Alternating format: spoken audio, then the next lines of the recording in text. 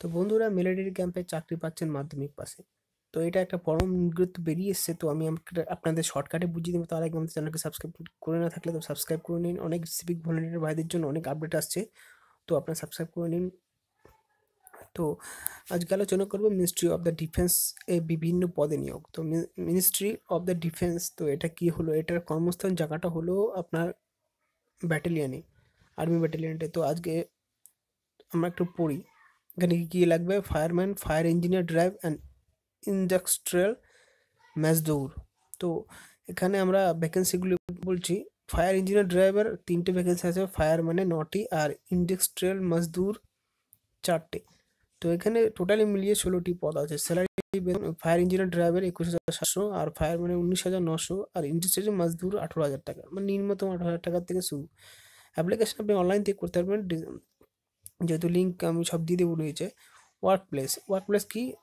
1898 at battalion army service কোর্পস। তো পরীক্ষা দেওয়ার পর ওরা এই কোর্পসের জায়গাটা আপনাকে তদন্ত করে বার করে দেবে।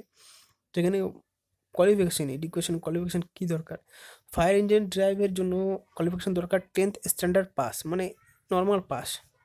তো এখানে 10th ফায়ারম্যানের জন্য শুধু নর্মাল পাস। এক্সপিরিয়েন্স থাকা দরকার, পার্সোনাল ভ্যালিড ড্রাইভিং লাইসেন্স দরকার। অনেক ড্রাইভিং লাইসেন্স আছে যারা বিএসএফ, এনসিএফ করে, এনসিসি করে, তাদের জন্য এটা কৃতজ্ঞিত। ফায়ারম্যান একই ব্যাপার, স্ট্যান্ডার্ড মাস্ট, সে একই ব্যাপার। তো এখানে আর বলার কোনো দরকার নেই। যদি পাম্পের কাজ করেন, যদি তার সার্টিফিকেট থাকে সেটাও দিতে পারেন। তো ইন্ডাস্ট্রিয়াল মজদুর, এটা এখানে একই।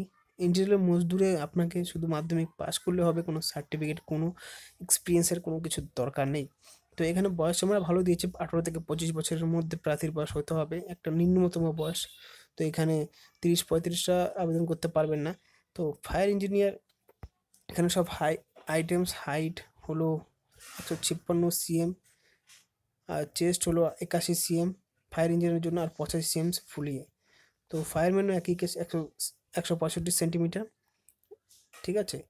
তো চেস্ট 81 সেন্টিমিটার আর ফুলিয়ে 85 সেন্টিমিটার। ওয়েট থাকতে হবে 50 কেজি, আর এটাকে 65 কেজি ফায়ার ইঞ্জিনিয়ার ড্রাইভে, আর ফায়ারম্যানে 50 কেজি। আর ইন্ডাস্ট্রিয়াল মজদুরে আপনাকে 165 সেন্টিমিটার হতে হবে, আর 81 চেস্ট থাকতে হবে, 81 সেন্টিমিটার, 81.5 সেন্টিমিটার, আর ফুলিয়ে 85 সেন্টিমিটার। তো ওয়েট এখানে 50 কেজি ম্যাক্সিমাম ধরা হয়েছে। তো এখানে কি হয়েছে, আমার ধরনের হিসাবটা বলছি, সব কিছু দেখলাম। 3 metre vertical loop is the hand speed, okay.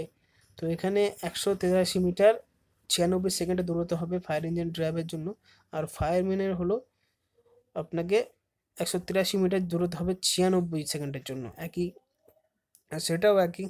তো 1600 মিটার রান 5 মিনিট 20 সেকেন্ডে আপনাকে শেষ করতে হবে, ওকে, মানে ইন্ডাস্ট্রিয়াল মজদুর। তো এখানে এটাই নিয়োগ প্রক্রিয়া। প্রথমে টেস্ট পরীক্ষা হবে, তারপর ফিজিক্যাল স্ট্যান্ডার্ডস হবে,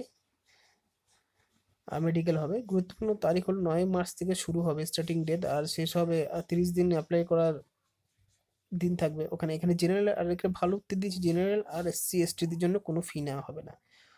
তো এটাই ছিল আমাদের। ভালো মতন বুঝে গেলেন। যদি কেউ না বুঝে তো ডিসক্রিপশনে লিখবেন, কি সরি, কমেন্টে লিখবেন তো কীরকম লাগলো ভিডিওটা, কি দরকার আপনাকে। তো আমি লিঙ্ক দিয়ে দেবো নিচে, যেহেতু সেটা আপনি নোটিফিকেশনগুলো পড়ে দেখতে পারেন। তো এখানে শেষ করছি। যদি কোনো অসুবিধা থাকে কমেন্টে কমেন্ট করবেন। দেখুন, কমেন্টে আমি একটু দেরি করে রিপ্লাই দেবো, কারণ কি আমার কাজ থাকে, তার জন্য সরি। তো আমি এটাই বলছি যে আপনি আমার চ্যানেলটাকে সাবস্ক্রাইব করে নিন, আর বেল আইকনটা ক্লিক করে দিন।